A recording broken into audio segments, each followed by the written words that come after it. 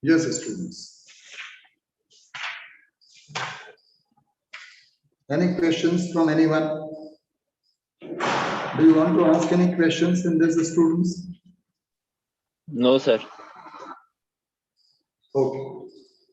Now, students, see one thing. Now we will be talking about the transactions including GST. Okay. See, students, we have already studied about the GST. GST. Let me make it very clear. Let me make it very clear. GST is a type of indirect taxes. GST is a type of indirect tax. It is an indirect tax. हम लोगों ने GST के बारे में काफी सारी चीजें already discuss कर ली है और यहाँ पर हम उसके अकाउंटिंग पॉइंट्स को डिस्कस करेंगे. We would not be talking about the features, advantage, disadvantages and everything. हम लोग यहाँ पर किस बारे में बात करेंगे? रिकॉर्डिंग ऑफ जीएसटी की जीएसटी को बुक्स में कैसे रिकॉर्ड किया जाएगा. Hopefully you are able to understand. So how GST would be recorded? GST को हम बुक्स में कैसे रिकॉर्ड करते हैं? This we will be talking about. All right. So GST is an indirect tax. Indirect tax. अब students ultimately tax कौन पे करता है? Would you please answer this question? Sir जो सामान खरीदता है. नहीं, हाँ ठीक है. Okay. Ultimately, who bear the taxes? Let me correct my question. Who bear the taxes? Consumer. Consumer. Very good. Ultimately, consumer bear the taxes. ठीक है? Is whether consumer and the customer is same or different? Consumer or customer is same or different? Sir, same है.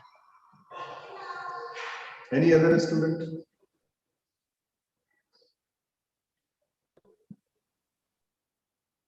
हाँ. Sir अलग भी हो सकते हैं एक तरीके से. कस्टमर मतलब अगर कोई इंटरमीडिएट गुड खरीद रहा है तो वो कस्टमर भी हो गया, लेकिन कंज्यूमर फाइनल गुड्स खरीदता है. वेरी गुड, शाबाश. ठीक है, वेरी गुड बेटा. बस मैं यही सुनना चाह रहा था. That is only the things I was expecting कि GST is a tax and all the taxes ultimately who bear? Consumer. Taxes ultimately who bear? Consumer. ठीक है. And we are the business, means we are making the accounts of business, है ना? So we are the business concern. हम business के accounts बना रहे हैं. We are the means economic concern, economic unit. Then definitely whatever the GST we are collecting, taxes, कोई भी taxes. देखिए दो तरह के taxes होते हैं, हम लोगों ने थ्योरी में पढ़ रखा है. Direct tax, indirect tax. Direct tax what directly we are giving to the government, like income tax, house tax, etc. Okay, indirect taxes वो होते हैं, those taxes we are not directly giving to the government. We give to the intermediate, and those intermediate channelize these taxes, and further it reach to the government. ठीक है, जैसे थोड़ी देर के लिए समझे हम इस चीज को. देखो इसको समझना जरूरी है ना. जैसे तो मैंने ये सारी चीजें थोड़ी सी आपको एक्सप्लेन कर दी है थ्योरी के समय पर, but then also please do understand this. Like we people went to a restaurant. ठीक है, हम किसी रेस्टोरेंट पे गए, है ना, and we had a dinner. Right, है ना. हमने वहां पर डिनर लिया, जो कुछ भी है व्हाटसएवर. सो हमारा जो टोटल एक्सपेंसेस है, लेट्स से कि वो हमारा टोटल एक्सपेंसेस 1000 रुपीस का हुआ है. ठीक है, 1000 रुपीस का वी हैड अ डिनर. जो भी हमने खाना खाना था वो खा लिया हमने. अब इसके ऊपर उन्होंने क्या किया? Add GST. उसके ऊपर उन्होंने टैक्स लगाया. At GST at the rate of 18%. Let's say तो 18% कितना हुआ? 180. और इस तरीके से हमारा जो टोटल बिल बना वो बना 1180 रुपीस का. So this 1100 rupees we have paid. हमने किसको पे कर दिए? रेस्टोरेंट वाले को पे कर दिए. ठीक है, कहां पर गए हम? ऑनेस्ट पे गए, है ना, ग्रीन पैलेस पे गए, जहां पर भी गए, है ना, we have paid. Now students just tell me one thing, है ना, इसका आंसर देना ताकि मुझे समझ में आए कि आपको प्रॉपर्ली समझ में आ रहा है कि नहीं. Now tell me one thing कि रेस्टोरेंट वाले की कमाई कितनी है? ये ये यस हरियर 1000 ठीक। तो इसके बारे में क्या कहना चाहेंगे आप? तो ये वो आगे गवर्नमेंट को दे देगा। ठीक है, तो इसका मतलब ये हो रहा है कि उसने रेस्टोरेंट वाले ने 180 रुपीज हमसे लिए जरूर है, हमने उसको दिए जरूर है, लेकिन वो उसके लिए ना तो इनकम है, ना एक्सपेंसेस है, ना लॉस है, ना प्रॉफिट है, ना असेट है, मतलब असेट भी नहीं है, कैपिटल भी नहीं है। तो अल्टीमेट कैसे?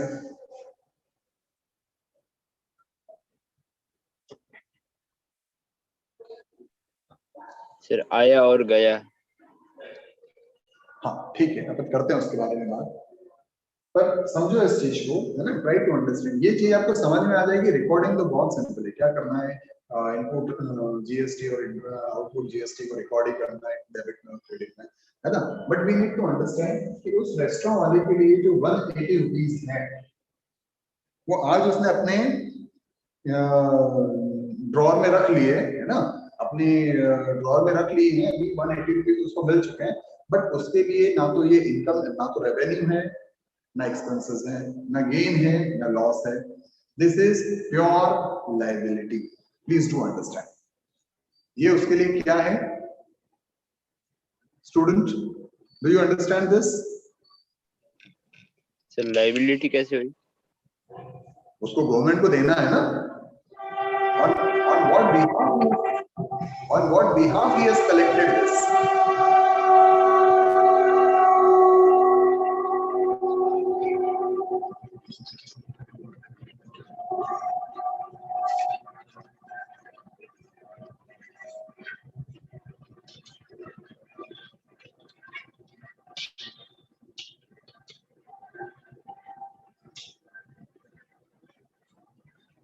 उसने किसके बिहाफ पर ये कलेक्ट किया? किसने बोला उसको टैक्स कलेक्ट करने के लिए? गवर्नमेंट ने। गवर्नमेंट ने किया। तो उसकी जिम्मेदारी ये है कि ये टैक्स वो कलेक्ट करे और ये टैक्स वो गवर्नमेंट को पे करे। तो उसको यस, चलो निकल जाने दो एक टाइम को। यस प्लीज बोलिए। ये समझ में आ गया बेटा? हाँ सर। ये समझ में आ गया? कोई क्वेश्चन तो नहीं है आपके मन में? तो ये उसके लिए लायबिलिटी है ना। लायबिलिटी का रूल क्या है? Liability increase on the credit side and it decrease, if decreases then debit. ठीक है, डेबिट। ओके। तो हम ये जो टैक्सेस हैं, इन टैक्सेस को हमारे लिए तो एक्सपेंसेस है, हमारे लिए तो एक्सपेंसेस है। हमारे लिए खर्चा कितना हुआ डाइनिंग पर? हमारे लिए डाइनिंग पर खर्चा कितना हुआ? 1180, है ना। अब ठीक है, उसको हम 180 जीएसटी बोल रहे हैं या 1000 रुपीज गेन बोल रहे हैं, जो कुछ भी है, बट हमारे लिए तो वो एक्सपेंसेस है। ये दोनों ही एक्सपेंसेस है, ठीक है ना। 1000 रुपीज रेस्टोरेंट को 180 रुपीज का हमने टैक्स पे किया, इनडायरेक्ट टैक्स पे किया हमने रेस्टोरेंट वाले को किया। फिर वो किसको पे करेगा? तो वो जिससे वो मटेरियल परचेज कर रहा है, वेजिटेबल परचेज कर रहा है, जो भी विट परचेज कर रहा है या फिर ग्रेन परचेज कर रहा है, जो कुछ भी पनीर खरीद रहा है, जो कुछ खरीद रहा है, वो उसको पे करेगा। तो डायरेक्टली इनडायरेक्टली उसको उसका सेट ऑफ भी मिलता रहेगा, है ना। वो हम उन सारी चीजों के बारे में बात करते हैं, ठीक है। तो ultimately students we need to understand कि businessman is nothing but a tax collector। वो कंज्यूमर से टैक्स कलेक्ट करता है, गवर्नमेंट को देता है, कंज्यूमर से टैक्स कलेक्ट करता है, गवर्नमेंट को देता है। अल्टीमेटली जो टैक्सेस हैं, ये टैक्सेस दो लोगों के बीच में चल रहा है, कंज्यूमर और गवर्नमेंट, कंज्यूमर और गवर्नमेंट, है ना। रिकॉर्डिंग बहुत इजी है, इसके अकाउंट्स कैसे बनाना है वो बहुत इजी है, वो तो मैं आपको बता दूंगा और आपको 1 मिनट में समझ में भी आ जाएगा, ठीक है ना। लेकिन इसका ओवरऑल अप्रोच क्या है, मैं इसकी कुछ मॉडल एंट्रीज भी शेयर कर दूंगा ग्रुप में भी तुरंत, then you would be able to understand कि इसकी कैसे एंट्रीज बनानी है, सेट ऑफ कैसे करना है, सारी कुछ चीजें, लेकिन उसकी थ्योरी हम प्रॉपर तरीके से समझ लें। तो बेसिकली देखा जाए तो जो मिडिल मैन है, मिडिल मैन है जो गवर्नमेंट और कंज्यूमर के बीच में है। उनका काम क्या है?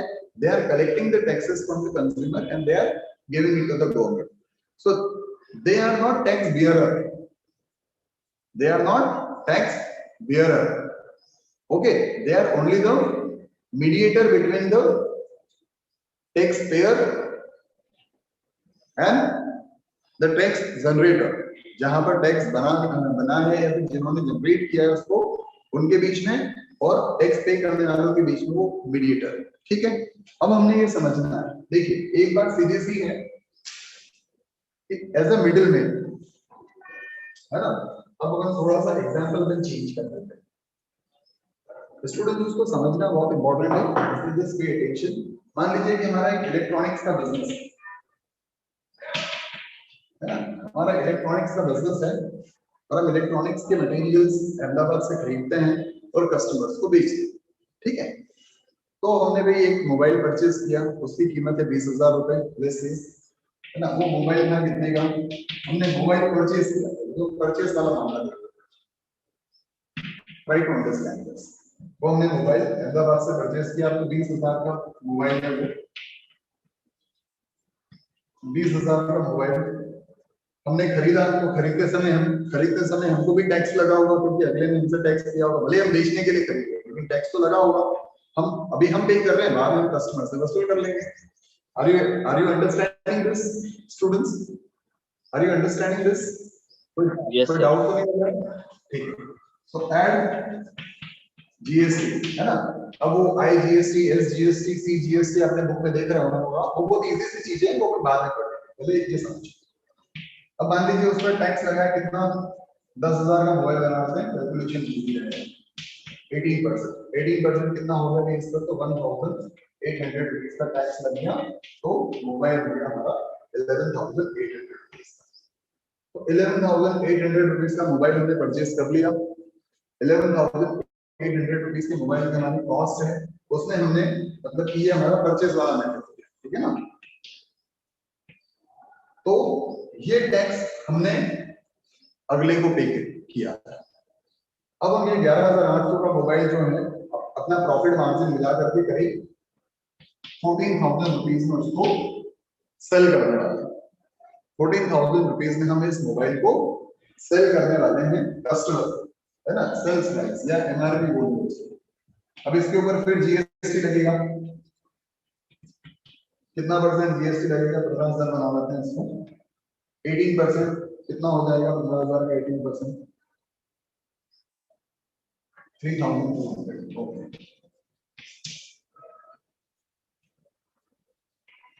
ये हो गया मोबाइल 18,200।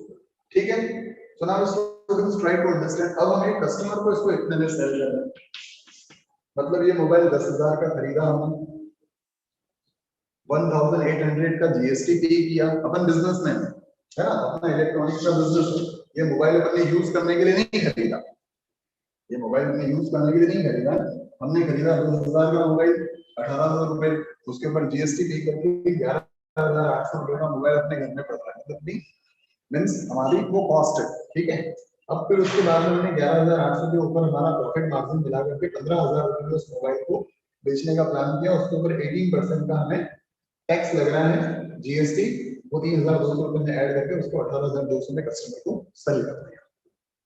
ठीक है, तो 18,200 में सेल कर दिया, तो बेसिकली हमारी इनकम कितनी? What we are getting? 15,000, है ना। हमने जो मोबाइल है वो भले ही कस्टमर को 18,200 रुपए में बेचा है, लेकिन उसमें हमारी जो कमाई है ना, वो तो अपन डिस्कस करेंगे, लेकिन हमारी फिलहाल जो रेवेन्यू है, हमारा जो रेवेन्यू है वो रेवेन्यू केवल 15,000 है।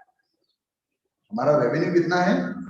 15,000 है, क्योंकि ये जो है ये तो टैक्स है, ये तो अपनी लाइबिलिटी है। ये तो 3,200 रुपए अपने को पूरे के पूरे किसको देने हैं? ये 3,200 रुपए किसको देने हैं अपने को? Government. This is our liability to government, our revenue. Sir ऐसे तो सर एक ही सामान पे दो बार टैक्स लग गया। हाँ मैं बता रहा हूँ, आगे बता रहा हूँ उस चीज को, है ना, समझो इसका। ठीक है, तो बेसिकली हमारे लिए जो रेवेन्यू है, हमारे लिए रेवेन्यू है 15,000 रुपीज। हमारे 15,000 रुपए का रेवेन्यू है। फिर उसमें हम देखेंगे कि वो मोबाइल कितने दिन तक अपनी दुकान में रहा, उसका प्राइस कितना था, है ना, एक्सपेंसेस वगैरह मिला कर कितना प्रॉफिट लॉस निकालेंगे। Revenue minus expenses is equal to profit. ठीक है, पर फिलहाल के लिए 15,000 इज अवर रेवेन्यू। वो प्रॉफिट लॉस कैलकुलेट करना हमारा पर्पस नहीं है अभी का। अभी का हमारा पर्पस है जीएसटी को थोड़ा सा समझना फंडामेंटली। ठीक है, अब इसके ऊपर जो 3,200 rupees we have collected from customer, customer से हमने 3,200 रुपए जो लिए हैं, वो क्या है, वो हमारी लाइबिलिटी है गवर्नमेंट को देने की।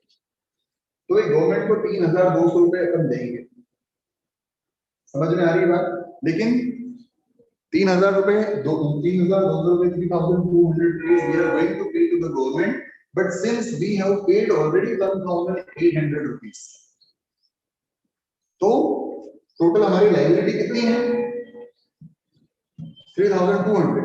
But out of this 1,800 rupees we have already paid. So now we have to pay to the government only 1,800 rupees. मतलब कि देखो, मतलब ये कि अपन बिजनेसमैन है तो हमें कोई टैक्स नहीं लग रहा है, हमें कोई टैक्स नहीं लग रहा है।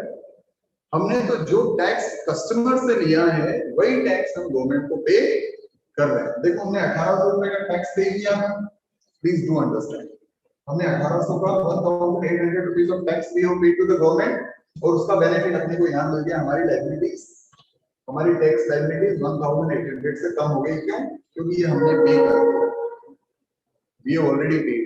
तो 3,200 का हमने टैक्स दिया था, उसमें से जो हमने पे किया वो कम करके बाकी जो बचा हुआ है वो हमने गवर्नमेंट को दे दिया। समझ में आ रही बात स्टूडेंट्स? तो मोहित बेटा, जो आप क्वेश्चन पूछ रहे थे कि एक ही चीज के ऊपर बार बार टैक्स लग रहा है, यस, एक ही चीज के ऊपर बार बार टैक्सेस लगेंगे, लेकिन वो किस चीज के ऊपर टैक्सेस लगेंगे? एक्सेसिव प्राइस पर। हर लेवल पर जैसे जैसे उसमें प्रॉफिट ऐड होगा, उस प्रॉफिट के ऊपर जीएसटी लगेगा, और उस जीएसटी का वो जो पेमेंट है, वो जो टैक्सेस है, वो गवर्नमेंट के पास है। उस टैक्स का कोई ना तो बिजनेसमैन को कोई फायदा है ना कोई नुकसान है ना। अल्टीमेटली इसका जो पूरा बर्डन है वो किस पर जाएगा? कस्टमर पर। ठीक है, कस्टमर पर जाएगा। तो उस कस्टमर को, है ना, देखिए ये 3,200 रुपए का पेमेंट क्यों करना पड़ा कस्टमर को?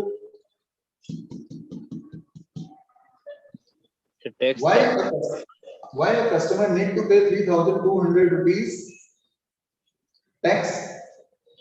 क्योंकि ये 11,800 रुपए का जो मोबाइल था, उसके ऊपर जो हमने करीब कितने का 3,200 रुपए का मुनाफा ऐड किया। तो 3,200 रुपए का जो मुनाफा ऐड किया, उसके ऊपर हमें excess amount of taxes government को पे करना पड़ता है।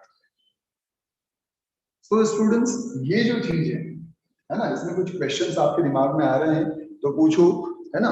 ये चीज जो है बेसिकली हम लोग हर बार डिस्कस नहीं करेंगे, क्योंकि हमारा रिकॉर्डिंग वाला मेन पर्पस है कि हाउ टू रिकॉर्ड इट। ठीक है, तो ये जो चीज है students, this is called the set of, है ना, दिस इज कॉल्ड व्हाट?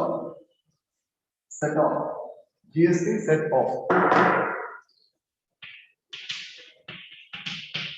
तो इसमें क्या होता है कि total tax, total GST liability, total GST liability is 3,000 rupees, 3,200, 3,200 रुपए की टोटल लायबिलिटी है हमारी, प्लस जीएसटी ऑलरेडी पेड, है ना। अभी आउटपुट इनपुट वर्ड यूज नहीं कर रहे हैं, वो हम जब सॉल्व करना स्टार्ट करेंगे तब यूज करेंगे। अभी उसको सिंपल लैंग्वेज में समझ लो, है ना। तो पे कितना कर दिया? 1,800 ऑलरेडी पे कर दिया। मतलब net amount, net GST amount to be paid to government is rupees 1,800। देखो इसमें अपना कुछ नुकसान हुआ क्या? हमारा कुछ, हमारा मतलब बिजनेसमैन का कोई नुकसान हो रहा है क्या? नहीं सर। है ना, बिजनेसमैन का कोई नुकसान नहीं है, उसको कोई टैक्स नहीं लग रहा है। वो जितना भी टैक्स दे रहा है वो टैक्स वो कस्टमर से ही कलेक्ट करेगा, है ना, वो कस्टमर से ही कलेक्ट करेगा, कस्टमर को ही वो टैक्सेस पे करने पड़ेंगे। ठीक है, उसका तो मैंने मतलब कि कस्टमर को अल्टीमेटली इस 10,000 के मोबाइल पर कस्टमर को 3,200 रुपए का टैक्स पे करना पड़ा। ओके, तो this is called students GST set off government ultimately taxes consumer को बिलीव करता है, नॉट कस्टमर, कंज्यूमर सॉरी, है ना। Now customer the middleman what they would be doing, they would be collecting and paying to the government. So हर question में हम लोग देखेंगे कि हमने गुड्स परचेज करते समय कितना टैक्स पे कर दिया और सेल करते समय कितना टैक्स कलेक्ट किया, और फिर हम टैक्स पेड, टैक्स कलेक्ट और टैक्स पेड उन दोनों में हम डिफरेंसेस फाइंड आउट करेंगे, और जो नेट टैक्स हमें गवर्नमेंट को पे करना होगा वो टैक्स हम नेट पे करेंगे government. This is called the setup of GST, है ना। ये ऐसा भी हो सकता है ना, इसको आप सरल लैंग्वेज में ऐसे समझ लो कि 3,200 रुपए हमें गवर्नमेंट को पे करने हैं और गवर्नमेंट से 1,800 रुपीज लेना है, जो कि अपन ने ऑलरेडी पे कर दिए है। ठीक है, तो instead of paying 3,200 rupees to government and then waiting for 1,800 rupees to get refund from the government has, the GST council has given this provision कि भाई जितना आपको टैक्स पे करना है उसमें से आपने जितना ऑलरेडी पे कर दिया है वो घटा के बाकी का पेमेंट करो, ताकि आपने जो पे किया है वो पैसा आप अपना माइनस कर लो, है ना, और बाकी जो अमाउंट आपको एक्चुअली नेट अमाउंट जो टैक्स का पे करना है वो आपने पे कर देना है। बेटा समझ में आ गया सभी को? कोई क्वेश्चंस हो किसी के मन में? If you want to ask anything, Devansh, Ishika, Krishna, Mohit, Naman, Ridham, Samreet, if you have any doubts और क्वेरी। सुन रहे हो? सो गए? सर आ गया सर समझ, पक्का, है ना। तो अब अपन है ना, अब अपन समझ लेते हैं कि ये जो टेक्निकल टर्म्स दे रखी है आपकी बुक में, है ना, आपकी बुक में जो दे रखा है CGST, IGST, input out GST, input GST, output GST, है ना, ये सारी कुछ चीजों को अपन थोड़ा सा इंडिविजुअली समझ लेते हैं। ये कोई बहुत डिफिकल्ट नहीं है, इट्स वेरी इजी, है ना, ये सब चीजें बहुत सिंपल है, तो थोड़ा सा आप उसको ध्यान से देख लीजिए। चलिए, कोई क्वेश्चंस हैं आपके दिमाग में तो यू कैन आस्क। देखिए स्टूडेंट्स, जब भी हम टैक्स, है ना, अब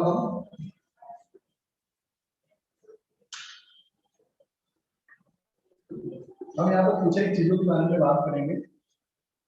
सबसे पहली बात तो ये कि जीएसटी में 3 चीजों के बारे में, 3 तरह के GST we would be talking about, SGST, CGST and IGST, है ना। एसजीएसटी का मतलब स्टेट लेवल जीएसटी, सीजीएसटी का मतलब सेंट्रल लेवल जीएसटी, और आईजीएसटी का मतलब इंटीग्रेटेड जीएसटी। ठीक है, तो ये दोनों किस कंडीशन में लगेंगे?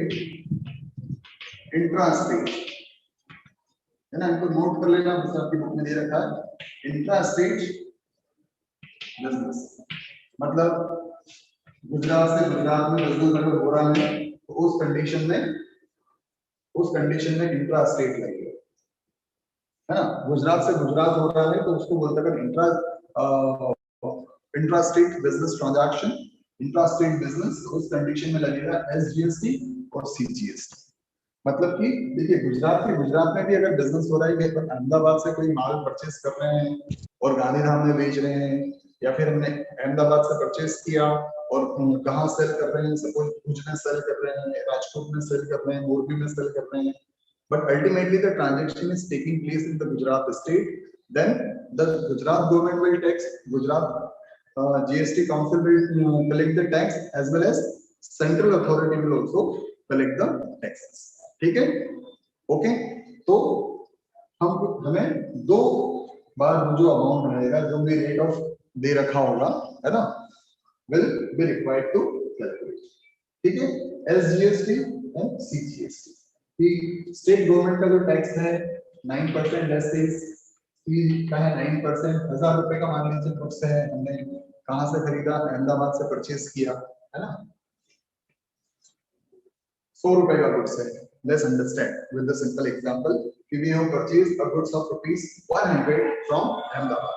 हमने अहमदाबाद से 100 रुपीस का गुड्स परचेज किया. Please try to understand this. Purchase account debit. ठीक है, हमने 100 रुपीस का गुड्स परचेज किया. ठीक है, नाउ इसके ऊपर मान लीजिए अपने को कितना % टैक्स लग रहा है. अब हमने कहां से परचेज किया, अहमदाबाद से, मतलब ये इंट्रा स्टेट हो गया, तो इसके ऊपर SGST और CGST लगेंगे. ठीक है, अब जब भी हम खरीद रहे हैं और जो टैक्स हम पे कर रहे हैं बिजनेसमैन, हम मतलब बिजनेसमैन पे कर रहा है, उसके लिए वर्ड यूज होगा इनपुट.